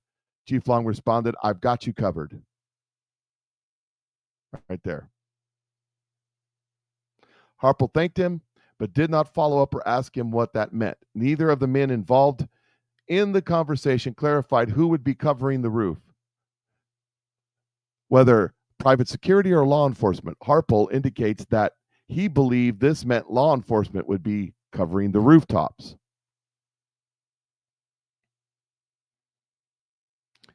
But he didn't promise to cover the rooftop. The conversation was to all the security team all the security team access. Nowhere in the text exchange does anyone suggest that the UVU campus police would cover the rooftop. Try to exonerate himself from responsibility with this text is misleading. Well, maybe. According to Harpel, no UVU personnel were ever placed on the rooftops, and security never materialized. Why this hasn't come out, why he won't stand up like a man and admit this, I don't know, Harpel said in the interview. Harpel also detailed other critical security gaps that day, including that UVU and Orem Police Department failed to provide drone overwatch or rooftop sniper coverage despite pre-event planning. The rooftop sniper coverage was illegal for the private security to do. It had to be law enforcement. Local law enforcement drone units were on site but never deployed because UVU never requested them, he said. Harpel also claimed the private security team was legally prohibited from flying their own drones due to airspace restrictions. Kirk is said to have been gunned down with a single 30-06 round from a scoped Mauser Model 89 bolt-action rifle, blah, blah, blah. Okay, that in itself is interesting, may be a conspiracy, may be a lapse of judgment, may be a failure on the part of law enforcement and security. But I have another story. Gateway Pundit reporting yesterday. And why isn't Candace Owens asking these questions? I mean, why isn't she doing her thing? I don't know. I'm just asking. I don't know. I'm just asking. Whoa. Surveillance video of Charlie Kirk's alleged assassin is missing from the sheriff's office. A bombshell investigation by local Salt Lake City station has uncovered that critical surveillance video showing accused murderer Tyler Robinson turning himself into Washington State Sheriff's Office has mysteriously disappeared. KUTV2 News had requested the surveillance footage of Robinson's surrender just weeks after the brutal assassination of Turning Point USA founder Charlie Kirk. Kirk said to have been gunned down with a single 30-06 rifle round on September 10th while speaking at Turning Point event in Utah Valley, University of Orem, Utah. The shooter allegedly used a scoped Mauser Model 98 bolt-action rifle. Robinson's parents and family friend brought him to the police station to turn himself in less than 2 full days after the shooting, after allegedly recognizing the weapon found by police and shared with the media. Our job was not to interview. Our job was to get him here. Washington County Sheriff Nate Brooksby During the press conference on September 17th, within an hour, my friend drove Tyler and his parents to my office, where he was greeted by plainclothes detectives. 2 News submitted public records requests for the surveillance footage of Robinson walking into the sheriff's office and any holding area video. We do not have any records responsive to the portion of the request, as Tyler Robinson did not go to enter the jail area. Our records office with the sheriff's office told the station. The station reported holding room video was denied as part of the investigation. When pressed about a broader request for any surveillance video of Robinson entering the building, officials suddenly changed their story, claiming the footage no longer exists because it was automatically deleted after the department's 30-day retention period. But they requested that stuff before the 30 days, by the way. Specifically, the reporters requested surveillance video showing Tyler Robinson walking into Washington County Sheriff's Office. Our office does not have any applicable records responsive to the request, as surveillance footage is no longer available after 30-day retention period, our records officer told the reporters. The office stated the video was never sent to any law enforcement or legal agency, meaning the main investigation agency in Utah County never received it, and no one bothered to preserve it.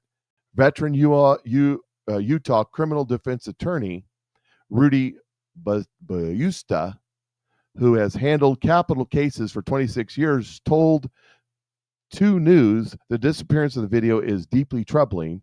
For the state of Utah, we would certainly hope that video is available, he said. He went further, suggesting the sheriff's office response appeared designed to shut the door on public and press scrutiny. In fact, it has been if in fact it has been destroyed and not preserved, it is very concerning. And it has then, if it has, then it's very concerning that they're telling you they don't have it. And it has, okay, yeah, anyways. If they no longer have it, I would have expected to say that this video has been provided to the Utah County law enforcement. But instead, the letter leads, in my opinion, as trying to shut the door and not give you free access to the press.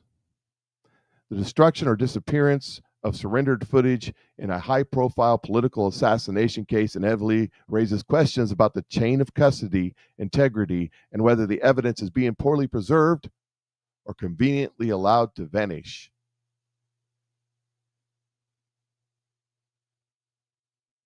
So there's a conspiracy theory that you can conspirator on. Hey, Candace, why don't we look into that? Instead of blaming everybody that could be blamed, other than the guy that did it, why don't we ask some questions about that one? And speaking of conspiracy theories, Zelda Marysdale Cabinet Secretary. Here's one that caught my attention yesterday. This one, I've got several articles, different news articles on this, but Fox News reported it and made it pretty simple. So we'll go with Fox News's report on this. Here's Fox News reporting on Adam Schiff's possible indictment for mortgage fraud, because Adam Schiff lives in Maryland and therefore he can't live. I'm just reading. Maureen says, do I need a tinfoil hat? I didn't come to any conclusions. I just read the news report. So I'm just saying Candace Owens needs to look into that. Isn't that what she does? Anyways, Adam Schiff either committed mortgage fraud because he said his permanent residence is in Maryland, or he's senator, or he can't be senator. It's one or the other. But anyways, so there seems to be a problem at the DOJ, because now the DOJ is investigating the DOJ over the DOJ's possible indictment of Adam Schiff. Listen to this.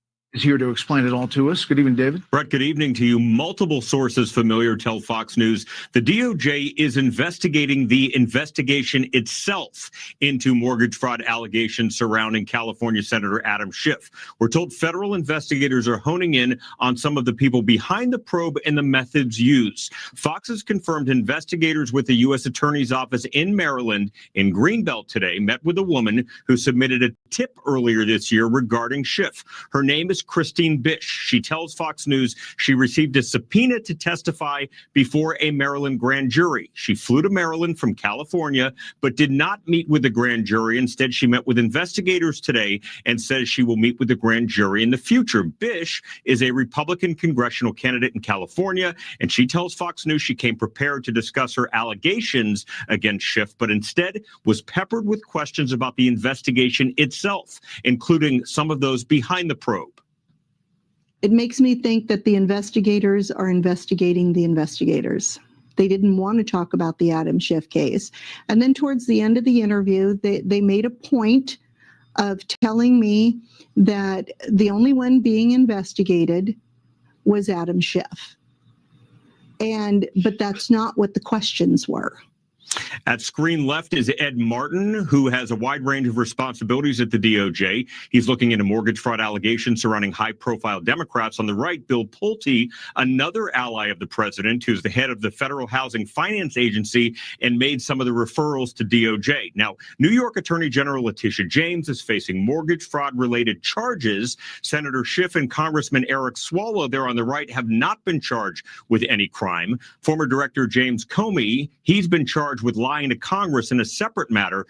But his case, Brett, in jeopardy after a judge questioned the DOJ, asking about possibly committing procedural, quote, missteps. The DOJ declining comment tonight on the Schiff matter, and Senator Schiff has denied any wrongdoing. Brett?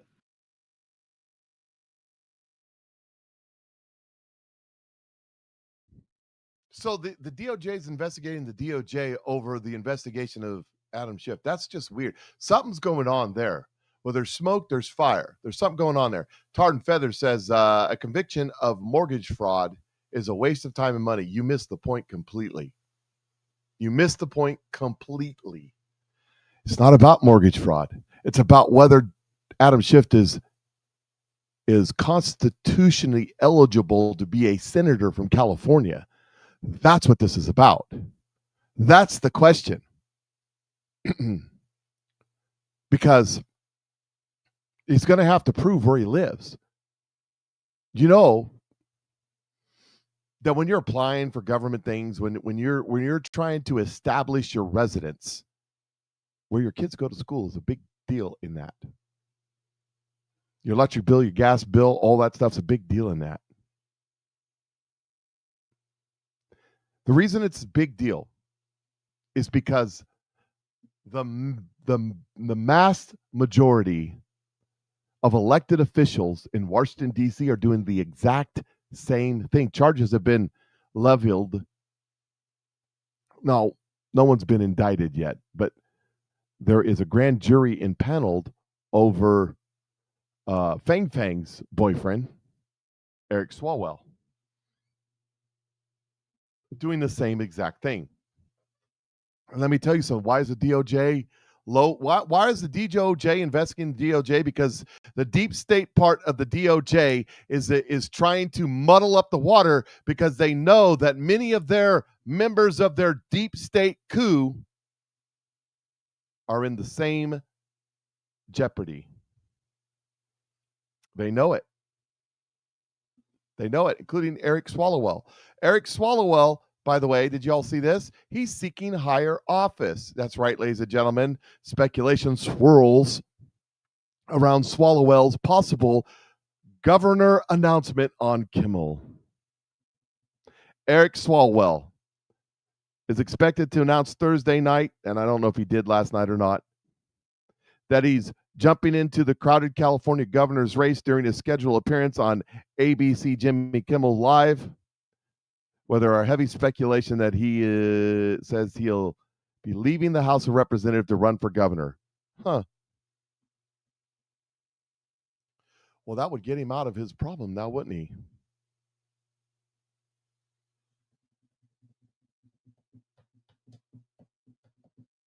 Huh. But my only question is Fang Fang going to serve in your cabinet? I mean, serve you in the cabinet? I mean, be involved in the office? No cigars, right? Eric,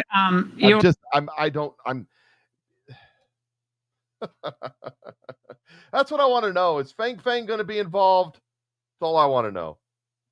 When you run for a higher political office, is Fang Fang? Are you going to take a remix of Sir Mix-a-Lot to Sir Farts-a-Lot? What are inquiring minds want to know? I just want to know. Here's another story that's broken.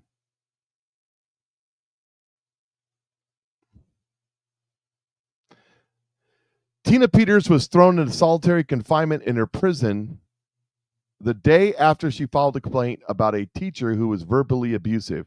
Tina is sick, and now they're punishing her more due to her filing the complaint. She was strip searched multiple times. They want her to die. They want her to die. That's what that's all about. Senator Mark Kelly. Yeah. Shut up. Got just a couple minutes. What else did I have? Oh, almost forgot. Some of you yesterday were discussing in the comment section about when I was listing all of the the crimes and happenings that have happened since Donald Trump and with the Hillarys and with the Obamas and all that stuff. Somebody mentioned Seth Rich. Well, guess who's in the news today?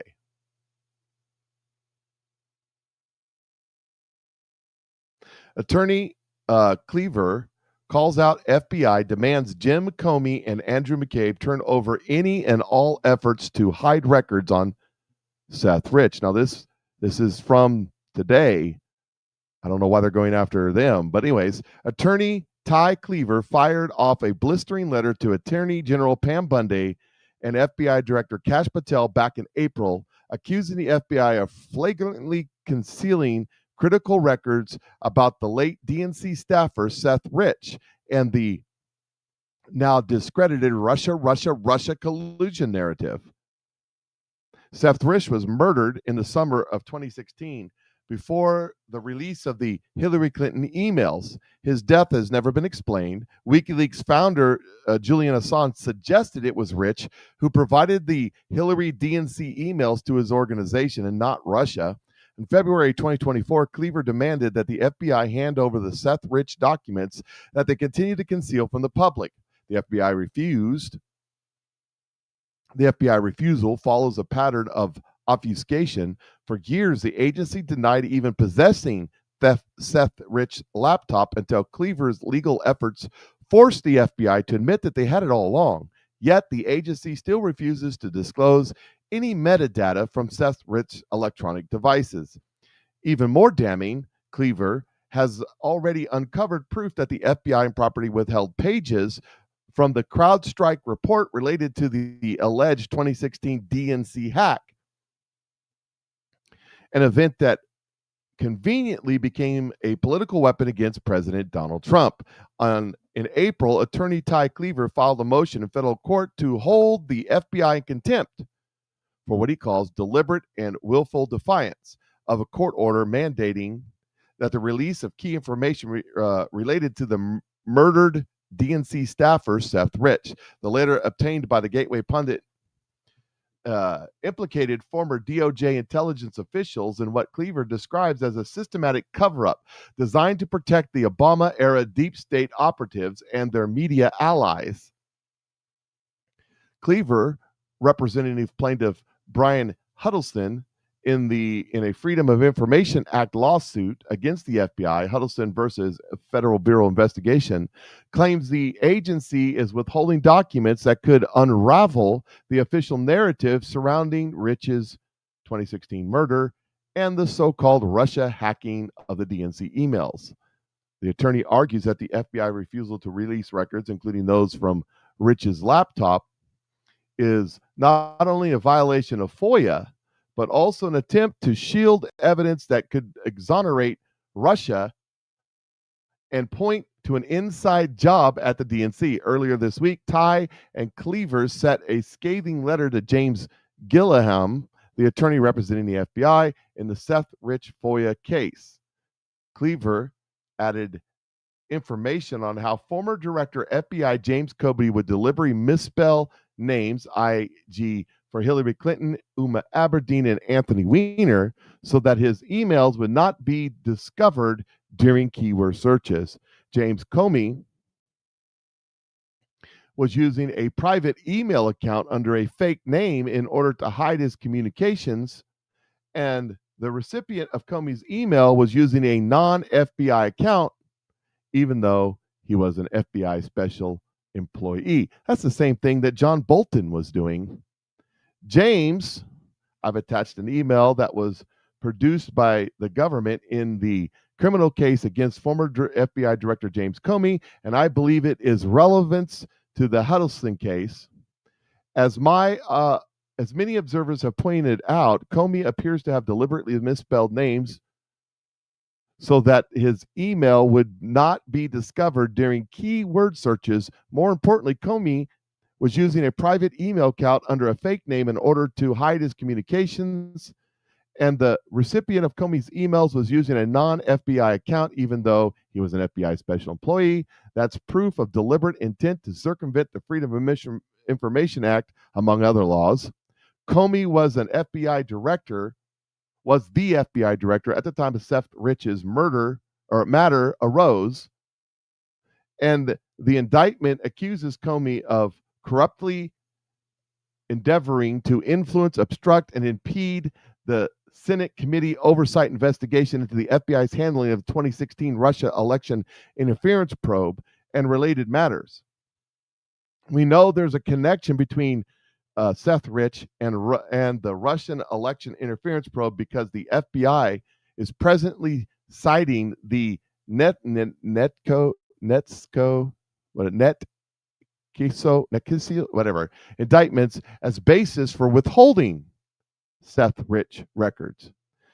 Thus, we have an FBI director who deliberately tried to hide his written communications about matters related to the 2016 presidential election, and we know that the Russian hoax was part of the overall scandal. The government's 11/3/25 filing in the Comey case, and this is the link right there, further indicates that the FBI personnel put some of Comey's handwritten notes in burn bags shortly after January 20, 2025 inauguration, apparently with the intention of hiding and destroying those documents. This is nearly 8 years after Comey was fired from the FBI.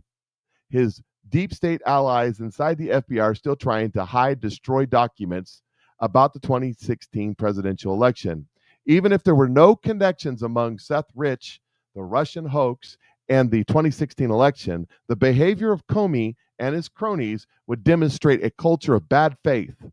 But there are connections, and that makes this recent revelation accurately relevant to the Huddleston case. The filings in the Comey case are judicial admissions, and the evidence of bad faith is now overwhelming. So the government cannot plausibly argue that the Sentinel search was sufficient. The FBI has previously admitted that emails / documents are not indexed into the Sentinel database unless the FBI employee decides to do so manually. Insofar as Comey was using private email accounts and misspelled names in order to hide communications about the 2016 presidential election, there is no chance that Comey or anyone else would have manually indexed those emails into Sentinel. And we already know that Peter Strzok email about squashing a Seth Rich inquiry was not entered into Sentinel, even though that email plainly included words Seth Rich. In light of these revelations, I propose the following. Interrogatories to Comey's former acting director Andrew McCabe and former director Christopher Wray, asking them to disclose a email or messaging system that they use to communicate about FBI matters while serving as director or deputy director, any misspellings or pseudonyms that they used for Seth Rich, and any and all efforts to hide records about Seth Rich, i.e., who, what, where, when, and how. Interrogatories to all current and former FBI personnel involved in gathering evidence, i.e., IG laptops, or conducting interviews related to Seth Rich, asking them to disclose. All email messages systems that they use to communicate about Seth Rich and related matters, any misspelling pseudonyms that are used for Seth Rich or others affiliated with Seth Rich, and any and all efforts to hide records about Seth Rich. The FBI search all foregoing email and message systems using any misspelled names, pseudonyms, or code names assigned to Seth Rich or those affiliated with him. The FBI is unwilling to expand its search. Then I intend to raise these issues with the judge. Thanks for your consideration.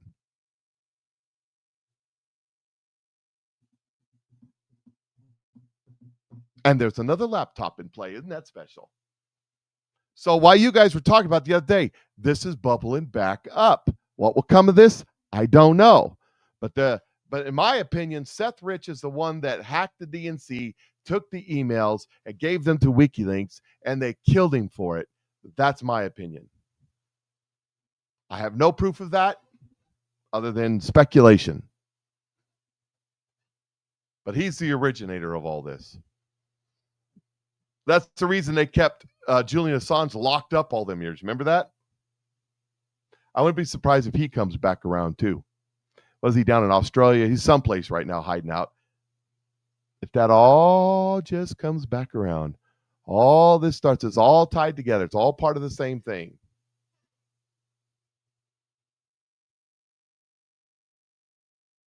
You guys, we're getting real close to this. I know it's been a long time and many of you are frustrated. You want something to happen right now, but this isn't about you.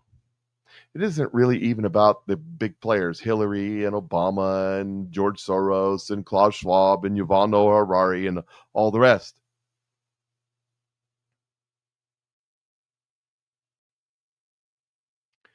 This is about God. This is about end times. This is about great harvest.